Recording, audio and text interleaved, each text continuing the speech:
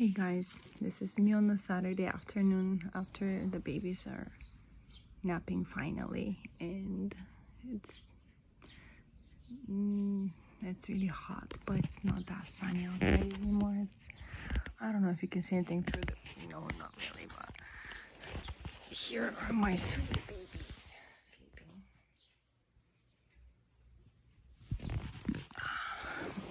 They're napping, and I came to realize that I really hate weekends. Actually, I really hate Saturdays and Sundays. I hate all days, any given day here, but there is more, how do you say, more organization in during the weekdays. Like there is more, like, time is, I guess time goes faster that way. Weekends are just slow and dragging, and sick and tired of listening to the other three just using how they talk to each other. Just breaks my heart every time. It's like, seriously, you just have to hiss at each other all the time and don't really see the other person as a person, or like, I don't know, just like one will murmur to the other and the other will like shut up, and just I get it. I just don't want to listen. I get it. Like, they don't have to be lovey-dovey to each other all the time. I get it. But also, I have it up to here with listening to that all day, every day for 2 days in a row, and then until the next weekend, and it never ends.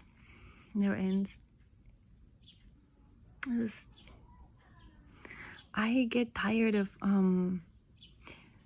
I really get tired of it. It's just the same old, like, during the days of the week when they come from school, it's just me and them five, and then during the weekends it's the whole day is me and the five. So it's like, on the weekend, when usually moms are excited that they can take a rest a little bit, or like clean up the house while somebody's watching the babies, or just something like that, there's nothing like that here. It's like, I'm grateful. This morning my second son actually took the babies upstairs and played with them. He's a creator. He makes, and he's really cool like that. Like, he invents things and he makes things, and he uses cardboard boxes and makes cars like his size so he can get in, and then the babies enjoy that too. So while he was doing that, I took care of the kitchen stuff and washed the toilets, the both of them, because you don't want to see what's inside there when 5 people go. I don't even go to one of them actually, because it's only for men. The men's room stinks like skunks from weekend to weekend, so I did that. And then what else was I doing? I vacuumed a little bit in this room, because that's where we sleep, and it's just really, it gets really dusty easily. And those two sleeping cuties are so cute. They're just with diapers. It's really hot and humid. From what I understand, Florida is like that. It's just really humid and hot, so the humidity makes it impossible. It just, like, I'm like, everything on me right now is wet. It's sweating from sweat. But anyway, so yeah. So this is a thought that came to my head today. It's really, like, usually it's just me and my thoughts. That's how I go by every day, because there's not an adult I can have a conversation with around me, and it's just the kids. But I cannot really have adult conversation with the kids, and so it's just me and my thoughts. And I try to listen to things online on YouTube or like whatever, so I can hear other people talking, so it's just, I got to that point where I'm like, I need to listen to people because I'm gonna lose my mind here. And so even if I go out here, even if I go shopping with them, I don't talk to anybody, and all I hear is gibberish from the cashiers. And do you have this point card or not? And I'm like, no. So and that's it. You don't really get to experience exchanging information with somebody, like talking to somebody, feeling a bit different. No, it's always just me and my thoughts. And so this is thought of the day.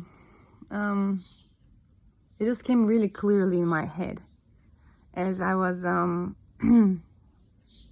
what was I doing? Was it in the morning? I think I was, yeah, in the morning, like cleaning up all the stuff from breakfast. And so this is a thought. Before I had those two, I had three. So those three came one after another, like boom, boom, boom. And so I remember thinking to myself, and also telling, like, in a joking way, but like really, really, really true, telling others, I don't recommend that to my worst enemy. I don't. I was pregnant with my second when my first was 7 months old, and that's when my milk stopped, and so he just became like solids and formula. And I think between the second and the third, there's a little bit over a year. But in Japan, the school year starts in April, and my third baby is a March baby, so they go first, second, third grade. Like, that's how they are. When my firstborn was third grade, my second was second grade, my third one was first grade. So that's how they go. Now they are third, fourth, and fifth grade. And so, yeah. In that way, in that sense, now having two that are the same age and wear the same size of diaper is just as not as difficult. And that's what I'm saying, because I already had three before that, three together, boom, boom, boom. So they were not exactly the same age. They did have three different sizes of diapers that I remember buying from Toys R Us, like boxes of diapers, three different sizes. So sometimes we would have like so many boxes that we don't know how to put them in the car. That's how it was. And so, but that doesn't mean that it was easier, though. That doesn't mean it was easier. It was not easy because they were constantly sick in the winter with ear infections, and they had to go to the ear doctor all the time. I couldn't drive back then, so mother-in-law had to drive me to there. It was just so hard, because even though, you know, she was helpful and I could understand, like I could talk to her, it just still felt like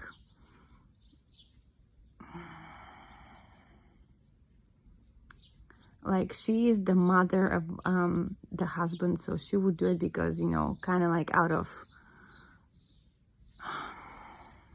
obligation kind of thing.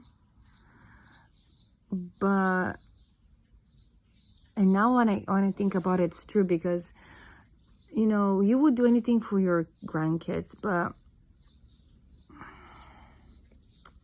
I don't think we really went out just hanging out together just without any kids. Like, the kids were always like this is how it is here for me in this country. Like, everybody's so helpful when it's about the kids. It's the kids. It's the kids and their needs and help with the kids. That's how it is. And there is no relationship with the mother of the kids. She's just this foreigner that, you know, just make sure she's okay, she's breathing, she's still kicking there, and that's fine, and she'll be fine, kind of thing, you know. Yeah. I remember one time, going with one of the sisters-in-law for a drive. She was going through driving lessons or whatever. So we went out with the car and let her drive a little bit. And when we got ice cream from a convenience store after that, and just went home. And I guess I was trying to reach out and just to make friends with them or something like that. But it's just really hard. I feel like I'm being watched and discussed and not accepted, really. I mean, you know, I'm the wife of the firstborn, so everybody has that respect of whatever sort. But like friends, I don't think so. It's just like really weird, super lonely experience. And one time I went out doing the same thing, just going for ice cream out in the evening with one of the brothers-in-law's wife. And that was a very strange experience. I remember I didn't have good feelings about it afterwards. Like, we would be talking and